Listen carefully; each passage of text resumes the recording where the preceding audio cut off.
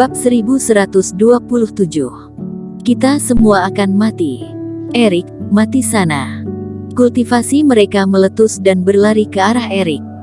Namun sebelum mereka mengejar beberapa langkah, Erik tiba-tiba melambaikan tangannya. Api biru berterbangan keluar dan membentuk lautan api yang bahaya menghalangi arah lari mereka berdua. Dari badan Andis, mereka menyaksikan betapa mengerikannya api biru ini. Mereka takut dengan kekuatan dari api ini. Mereka bergegas mundur. Tidak benar, jika dia bisa membentuk api seperti begini, mengapa dia masih harus kabur? Emmet sadar kembali dan menerjang apinya. Dia menapak ke arah api dan apinya langsung hilang. Formasi sihir. Dasar, semua ini palsu.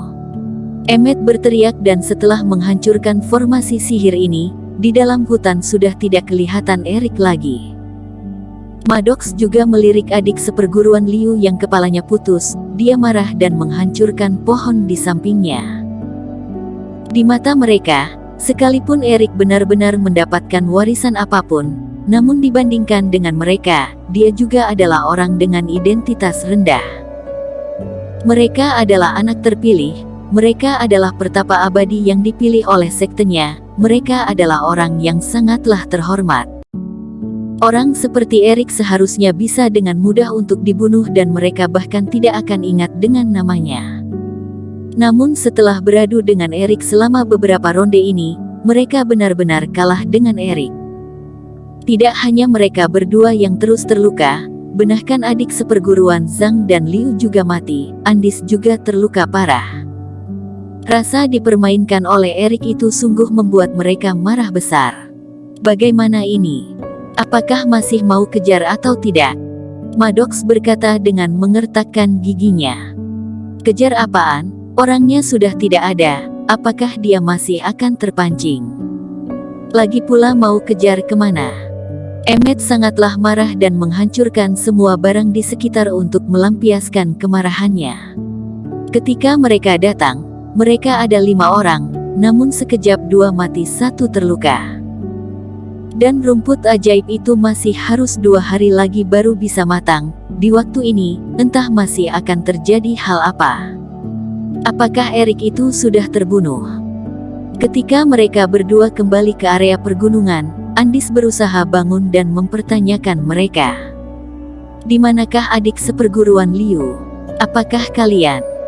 Melihat Maddox dan Emmet berekspresi seram, Andis langsung bingung. Dia terduduk di lantai. Adik seperguruan Zhang, kami dibodohi oleh Erik. Bocah ini tidak hanya bisa memurnikan obat, dia masih hebat formasi. Mendengar perkataan Maddox, Andis yang ekspresinya melongo tiba-tiba berubah sedikit. Dia tiba-tiba tertawa terbahak-bahak. Sudah habis, semuanya sudah selesai. Kita bertiga tidak ada yang bisa kabur. Aku punya firasat, semuanya sudah berakhir. Adik seperguruan Zhang, apa omong kosongmu? Emmet berkata dengan tidak puas. Kalian tidak mengerti. Andis tertawa hingga keluar air mata, ekspresinya menggila. Aku semenjak lahir terus saja sangatlah sensitif terhadap bahaya. Instingku tidak pernah salah. Kali ini keluar, aku terus saja merasa sangatlah takut, seolah akan ada hal besar yang akan terjadi. Aku mengira adalah Emmet, namun tidak disangka adalah Erik. Bocah ini adalah orang sue bagi kita. Dia akan membunuh kita semua. Kita cepat kabur, jika tidak kita semua akan mati. Bajingan. Tidak hanya Emmet, bahkan Maddox saja juga tidak tahan mendengarnya. Dia membantah. Kali ini kami semuanya tidak turun tangan, semuanya ada di sini. Apakah Erik itu masih bisa 1 lawan 2? Rumput ajaib ini sudah akan matang. Kamu menyuruh kita memberikannya begitu saja kepada Erik. Adik seperguruan Zhang, tidak disangka kamu ditakutkan oleh Erik hingga begini. Sekuat apapun dia juga hanyalah pertapa biasa. Asalkan kita bertahan, dan tidak kena jebakan dia, bisa apa dia? Kata Emmet menghempaskan nafasnya. Kalian tidak mau mendengar perkataanku, habis sudah, semuanya sudah selesai. Rambut Andis berantakan, dia berjalan ke samping dan duduk di lantai tanpa bergerak. dia sudah seperti menunggu mati saja.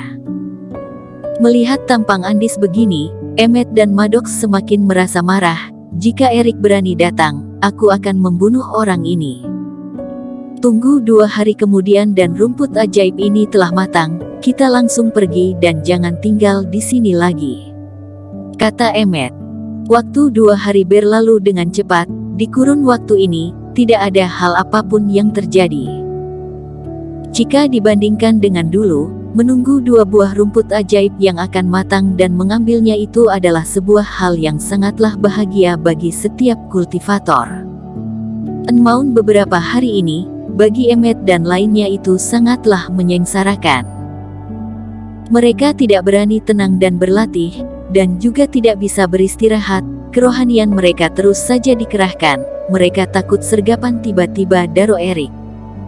Setelah 2 hari kemudian, mata Maddox dan Emmett sudah merah sekali dan terlihat sangatlah lelah. Andis yang berada di samping malah terlihat sangatlah tenang.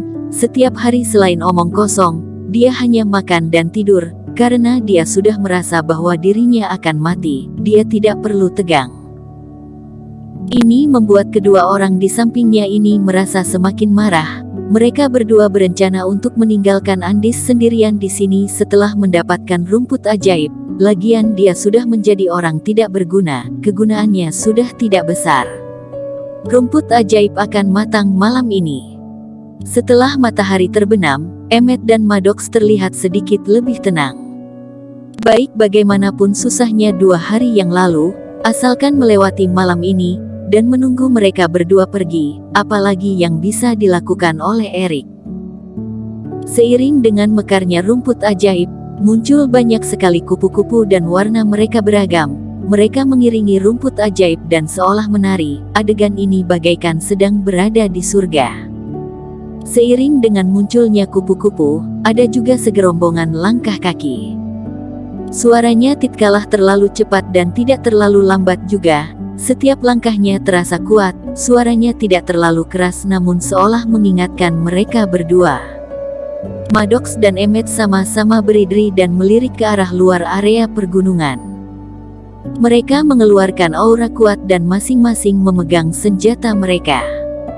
Perlahan, sesosok bayangan seolah membawa matahari terbenam dan dengan sinar merah yang menerangi langit muncul di depan hadapan mereka. Ketika melihat Eric, Andis tertawa terbahak-bahak seolah gila. Eric, kamu berani sekali, kamu beneran datang.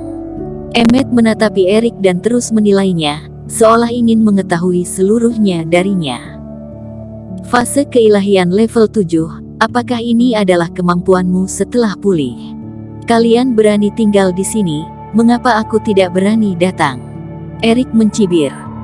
Eric, sebenarnya kamu dan kami tidak ada dendam besar, mengapa kamu mau melakukan hal hingga separah ini? Kami mati kamu juga tidak akan enak. Maddox berkata sambil mengerutkan keningnya. Bagaimana jika sama-sama turunkan senjata dan kompromi sebuah solusi yang sama-sama bisa diterima oleh kita semua? Itu juga mudah. Kalian berikan rumput ajaib ini kepadaku dan serahkan kantong penyimpanan barang kalian. Aku kasih kalian sebuah kesempatan untuk hidup, kata Eric dengan tenang. Kamu kira kamu siapa? Kata Emmett mencibir. Sekalipun Eric pulih kemampuannya, mereka juga tetap merasa lebih unggul. Jika bukan karena takut Eric punya trik misterius lainnya, mereka sudah lama beraksi dari tadi. Sepertinya kamu pasti akan turun tangan ke arah kami, tapi aku tidak mengerti, apa sebenarnya dendam di antara kita? Kata Maddox. Dendam apa? Eric mencibir, para orang desa itu, mereka tidak punya dendam dengan kalian. Apa yang kalian perbuat kepadanya, ketika kalian membunuh mereka seenaknya, apakah kalian pernah memikirkan itu? Apakah kamu tidak mengerti? Mereka hanyalah semut saja. Mereka memang boleh dibunuh atau dimainkan oleh kita para pertapa abadi. Ini adalah hukum alam, dan kamu karena kesalahpahaman saja. Emmett berkata sambil mengelengkan kepalanya. Karena kalian lebih kuat dan kalian bisa mengontrol semua dari mereka termasuk nyawa. Tanya balik Eric sambil mencibir. Bersambung. Terima kasih telah menonton video ini sampai akhir. Jangan lupa subscribe dan nantikan kisah episode selanjutnya hanya di Novel Story. Salam.